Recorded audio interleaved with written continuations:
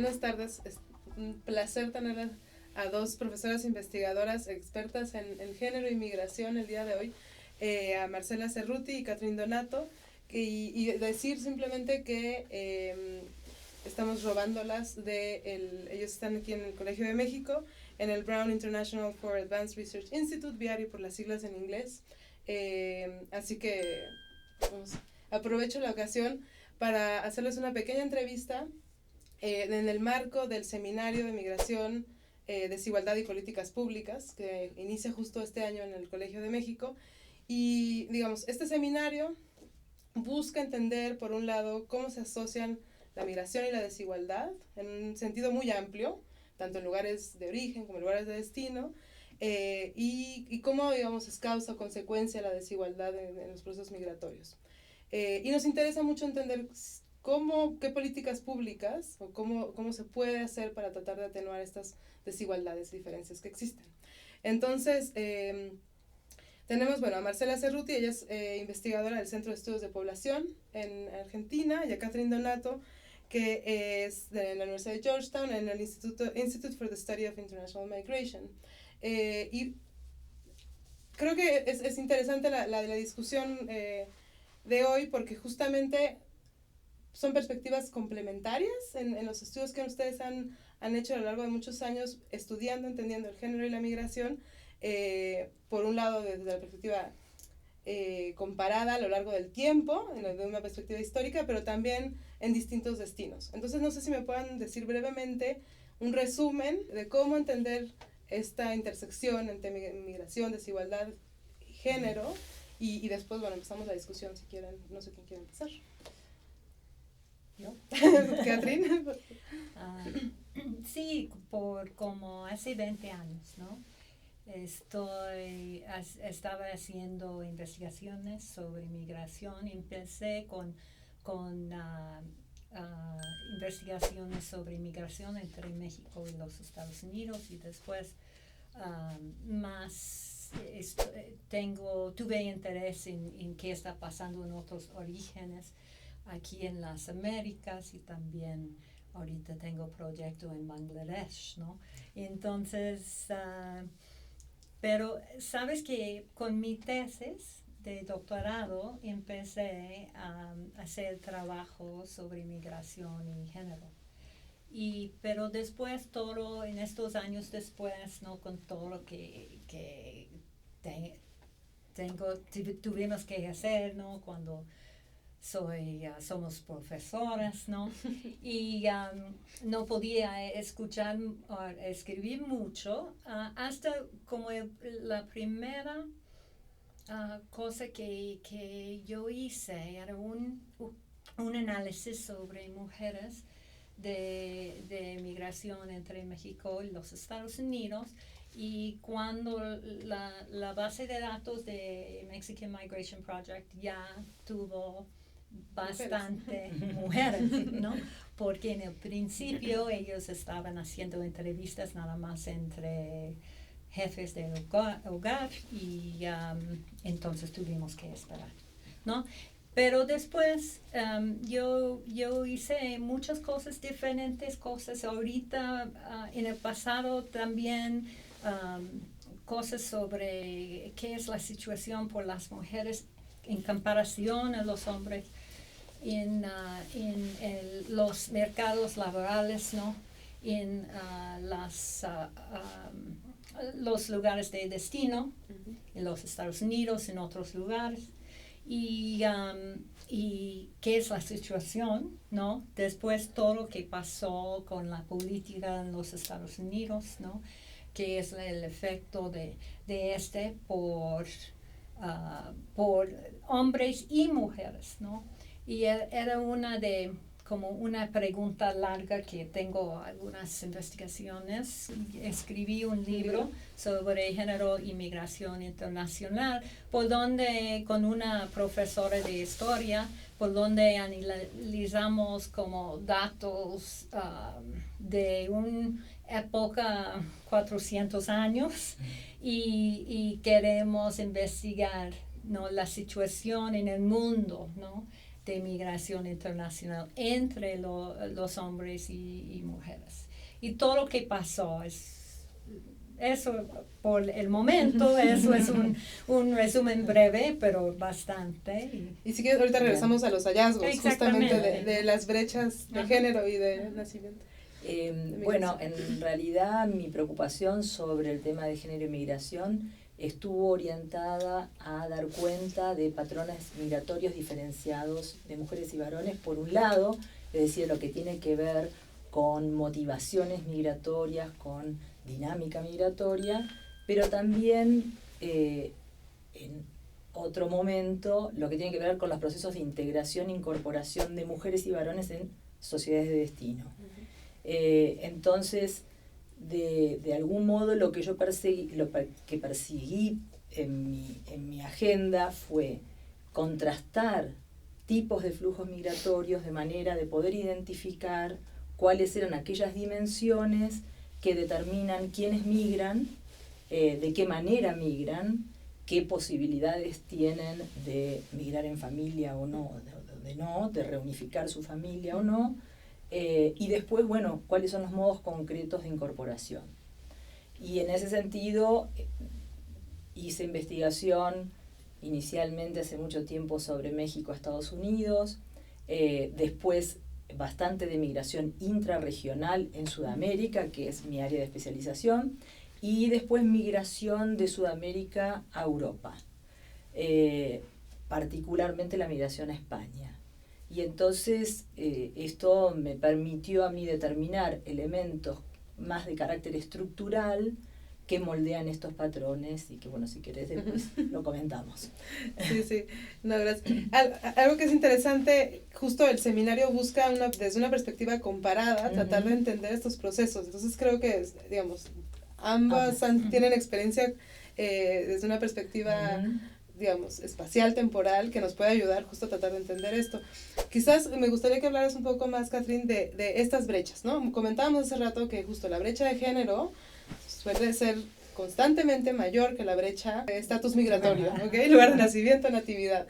Entonces, pero ¿es cierto esto en todos los contextos? ¿A qué se debe?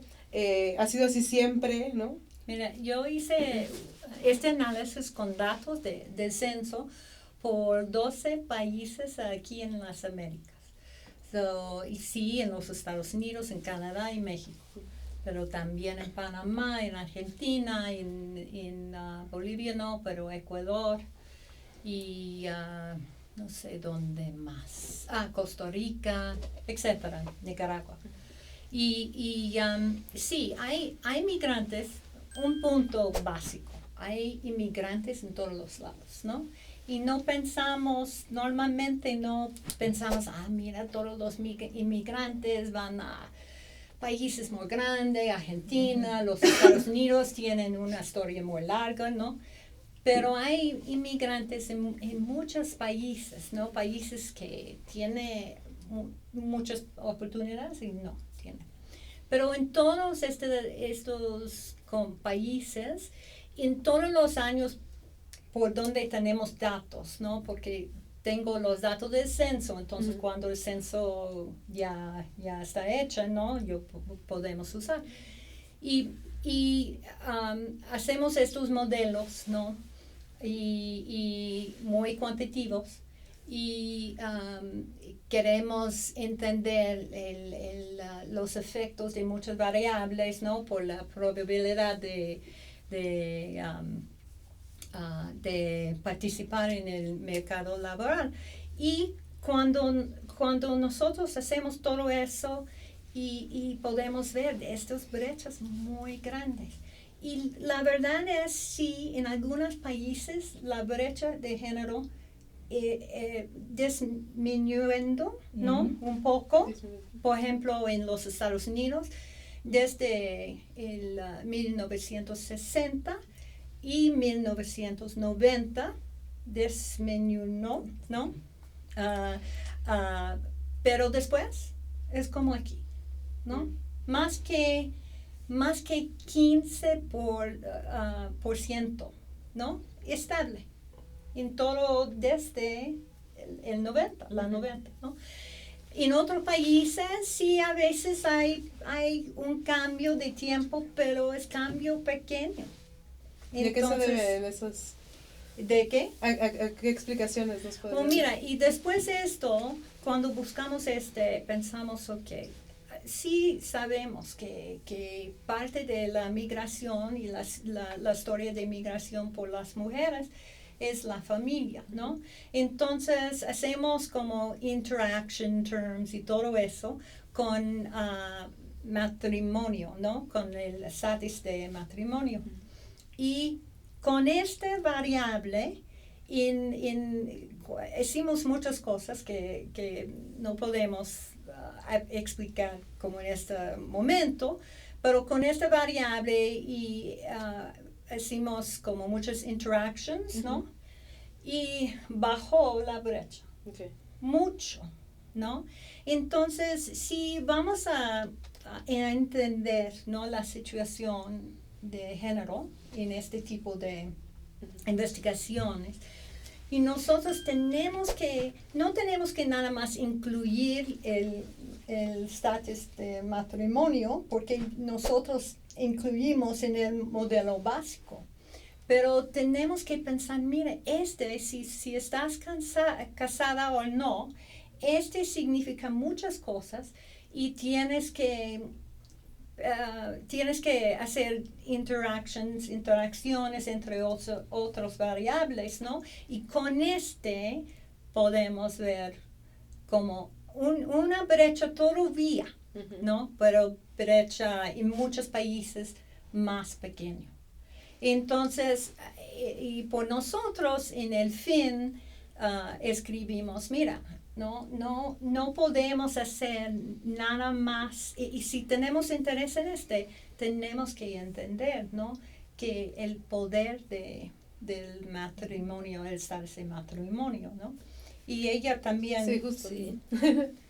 Yo quisiera agregar a lo que dice Catherine, que es muy cierto, porque esto tiene que ver en la posición de la mujer dentro de la familia, pero que cualquiera que vaya a analizar el lugar de la mujer en los mercados de trabajo, en principio tiene que conocer bien la naturaleza de los mercados de trabajo que va a analizar y las características de la fuerza de trabajo que ese mercado está atrayendo. Entonces, en el caso concreto, por ejemplo, de la Argentina, que es el caso que yo más conozco, las investigaciones indican la llamada doble desventaja por parte de la mujer migrante, digamos, porque a la desventaja que tienen los migrantes en general de ocupar puestos de menor calificación, etcétera, y aún cuando uno hace todos los controles, todavía se mantiene una brecha que penaliza a los varones, a la mujer se le suma otra desventaja, que es la de ser mujer en mercados de trabajo que en general ofrecen un número de ocupaciones más acotados que a los varones, hablando de los nativos. Entonces a las mujeres inmigrantes esta oferta ocupacional es aún más reducida. Entonces la penalidad en general es más grande para las mujeres que la penalidad para los hombres, ¿no es cierto?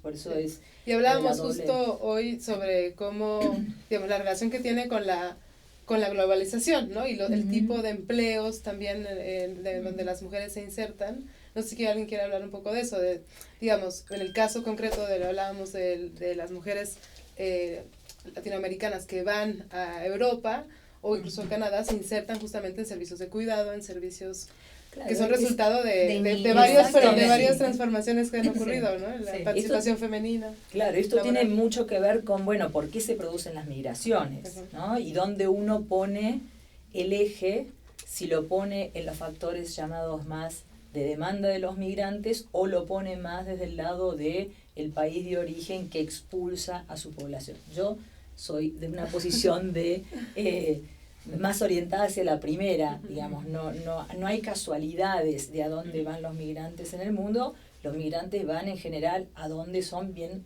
o mejor acogidos. Y en el caso justamente de la migración sudamericana a España se dio una conjunción de factores que favorecieron ir a ese destino y no a otros en ese momento. Y entre ellos fue procesos que se estaban dando en la propia España que generaron una demanda de mano de obra en un área, en realidad en dos áreas, en construcciones, con todo lo que fue la burbuja inmobiliaria de su momento, y también el área de servicios personales, básicamente servicios de cuidado y servicio doméstico. Entonces, ese fue un llamador importante porque además, en términos de política migratoria, España tenía una postura bastante favorable hacia la migración latinoamericana, o sea que inicialmente, y eso es lo que explica la masividad de estos flujos a principio de este nuevo milenio, ¿no? O sea que no es casualidad, Sí. no hay nada muy casual en esto. Pero bueno, había factores que tenían que ver con procesos de envejecimiento en la sociedad española, con salida a trabajar por parte de las mujeres españolas, en fin, con una necesidad de suplir algo que hacían las mujeres españolas y que no hacía el Estado español, con una mano de obra femenina, porque hace este tipo de tarea femenina, a un bajo costo. Eso sería este pedazo de la historia, pero hay muchas otras historias por contar. Sí, pero ¿no es esta cierto? historia es como una historia que significa mucho en el mundo, ¿no? Por donde estaba yo en Bangladesh en estos años, mi equipo, buscamos que mujeres señoras de Bangladesh, ¿no? Un país de musulmanes, ¿no? De la mayoría de gente, ¿no? 90%. Y también en Nepal, que está al lado, ¿no? En el norte de Bangladesh. Y hay señoritas que van a Israel. ¿Para qué? Yo vi por los vuelos. Yo hablé con ellos y ellos estaban, su país están mandándoles, ¿no? Por trabajo, ¿para qué? Para cuidar todos los viejos que están allí en Israel. ¿Quién podía pensar que señoritas, señoras de estos países van a estar allí? Y ellos están felices porque dijo que los que yo entrevisté, dijo que las condiciones de empleo son mejores que en Europa. Hay más competencia en Europa, quién sabe, y ellos están felices allí, ¿no? Entonces, esta industria es una industria global y significa mucho por las mujeres que emigran, ¿no? Y con todo lo que pasó en estos años de crisis economías, ¿no? Que pasó en los Estados Unidos, en todos los países, ¿no? ¿Qué pasó? Sí, muchos migrantes que estaban haciendo trabajo en construcción y otras industrias no tuvieron trabajo, pero las señoritas que estaban cuidando a la gente no perdieron el empleo. Entonces lo que nos lleva a una pregunta también de base, ¿no? Que es ¿por qué las tareas de cuidado son tareas, no solamente son tareas desvalorizadas socialmente y económicamente, y son las tareas que desarrollan las mujeres, ¿no es cierto? Entonces ahí tenemos, digamos, un carácter sistémico de esta desigualdad. Que no aplica solo a las mujeres migrantes. Que no aplica solo a las mujeres migrantes, que esto en ocurre el pasado eran nada más domésticas, ¿no? Ahorita sí es domésticas, pero es para cuidar los viejos, ¿no? También. En países donde los sistemas de bienestar no funcionan como debieran funcionar y donde sistemáticamente estas son ocupaciones muy mal pagas, ¿no? Que sería una de las primeras recomendaciones de política, entonces. Tratar de atender el sistema de bienestar. Bueno, primero, repensar los sistemas de provisión de cuidado, pero a nivel global. Creo que eso está en una agenda feminista fuerte. Yo creo que necesariamente es incorporar esta mirada sobre quién provee cuidados, cómo se provee cuidados, por qué están tan desvalorizados, en qué sistemas normativos. Si tú te fijas, en general son trabajos no solamente mal pagos en las estructuras laborales, sino que tienen un carácter nulo de formalidad, o tienen un estatus secundario dentro de la normativa laboral. Sí. Entonces, digamos, es un tema... Ahora, específicamente, digamos, cruzando esto con el tema migratorio, también justo mencionabas que España tenía una política migratoria bastante favorable, ¿no? Diferente. Que es muy distinta al caso de Estados Unidos o distinta al caso de Canadá, por ejemplo, con el programa que tiene de Living Caregiver Program, ¿no? Entonces, no sé si me pueden hablar un poco de justo cómo influyen estas políticas migratorias a la desigualdad de género, pero también a los procesos migratorios, a los procesos de integración de inmigrantes, que sabemos que son vitales para ver cómo se incorporan los migrantes, pero pensando en separación familiar, en reunificación familiar y en cómo estas políticas influyen en la vida de las familiar de las personas. Política migratoria define acceso a derechos. Y entonces esa es, digamos, la primer línea. Sí. Y por acceso a derechos va tanto acceso al trabajo, como va acceso a la salud, como va acceso a una vida familiar. O sea, la política migratoria te está determinando en parte el derecho que tú tienes de reunificarte con tu familia o de vivir una vida transnacional. Que habrá alguna gente que la elija y otra gente que se ve forzada a mantenerla, ¿no es cierto? Bueno, por otra parte, las políticas de acceso a derecho, en los casos que son, conozco el caso argentino, que tiene una política muy abierta de acceso a derechos de los inmigrantes, lo que favorece son los procesos de integración social y económica de los migrantes y además está claramente demostrado. En el caso de la Argentina, por ejemplo, que el trabajo desprotegido sigue siendo una porción muy importante de la fuerza de trabajo, la normalización o la regularización migratoria hizo que aumentara el trabajo protegido dentro de los inmigrantes. Ni hablar del tema de acceso a la salud y acceso, ya que hablamos de la mujer, de acceso a programas de salud reproductiva, ¿no es cierto? Donde va a haber muchas mujeres que por primera vez en su vida van a tener orientación, van a tener acceso a anticonceptivos, a poder planificar, van a tener orientación en hospitales públicos y no van a tener el temor a que se las denuncie porque están irregulares. O sea que política de derechos es una política de integración. Que contrasta con el caso de los Estados Unidos, ¿no? Es totalmente diferente, ¿no? Porque por allí muchos inmigrantes no tienen derechos para casi nada, ¿no? Porque si no tiene documentos que ya pasó la fecha o no sé, no está, porque no es una situación. En estos 20 años todo cambió, ¿no? Por el proceso de inmigración entre México y los Estados Unidos y también otros países, pero los más inmigrantes querían quedarse allí porque no podían cruzar regularmente, ¿no? Como en el pasado. Entonces, con todos los cambios de la política, era más difícil a pasar la frontera sin documentos. Entonces, ellos decidieron que ya voy a quedarme aquí normalmente ellos tienen familias y muchos niños que están en familias con ellos que no tienen documentos.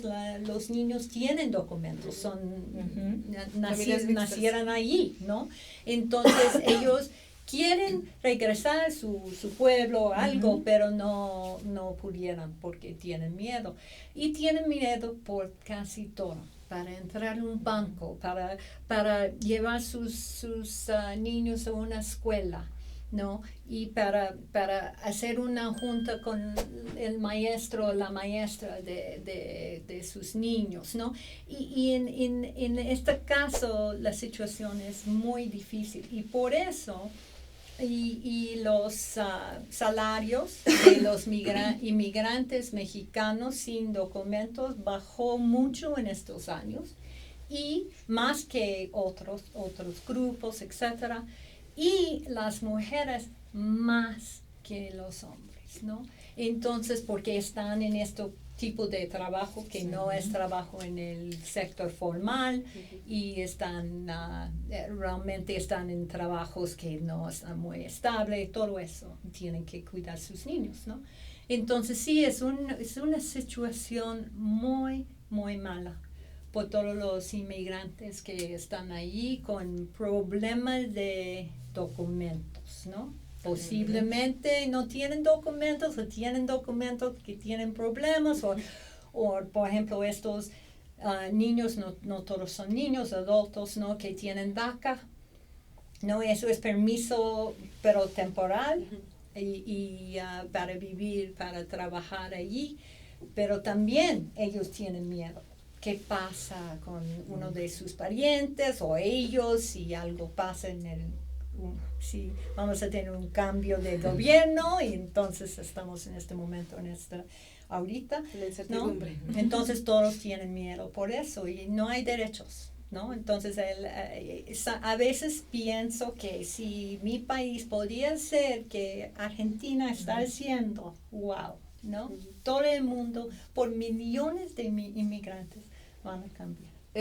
Dos cosas antes de terminar, porque justo en la mañana hablábamos sobre la idea de la feminización de la migración, de cómo de pronto se habla más de género y migración, de las mujeres migrantes, pero justo decíamos que es algo que ha ocurrido a lo largo de la historia y no es necesariamente un fenómeno nuevo, ¿no? Pero en esta idea de, bueno, siempre ha habido mujeres migrantes, quizás el foco no estaba ahí, pero hay temas emergentes, ¿no? En la discusión de género y migración. No sé si me puedan comentar, digamos, pensando en que estamos justo iniciando este seminario, digamos, ¿dónde tendríamos que tener la mirada en estos temas, en estas visiones de, sí, la feminización de la migración quizás es una falacia porque nos hemos enfocado muchas veces en estudiar a los hombres, pero ¿dónde tenemos que enfocarnos? En el futuro. En el futuro, como recomendaciones, no solo para el seminario, pero como temas emergentes importantes para estudiar. Tenemos que recordarnos, ¿no? Que género es un concepto que es dinámica, que es relativo. Y es difícil, ¿no? Capturar. Con una línea de investigaciones que yo quiero ver, ¿no? Espero que pasa, es cuando estábamos nosotros hablando sobre el proceso de integración, ¿no? De inmigrantes en un lugar de destino, ¿no? Los Estados Unidos o Argentina, no sé. Y quiero que pensamos en la composición, ¿no? De los migrantes, donde ellos viven, ¿no? Porque tengo algunos casos, no tengo muchos datos para decirle algo muy fuerte, pero quiero más casos. ¿Qué pasó, por ejemplo, cuando hay gente que llega, parejas llegan a los Estados Unidos, uno tiene visa para trabajar como profesional? Y esta visa no permite que el esposo o la esposa no puede trabajar con esta visa. Entonces, ¿qué pasa? ¿No? ¿Y qué pasa si entra en una comunidad por donde hay muchos hombres de su país o muchas mujeres o donde la composición es como balance, ¿no?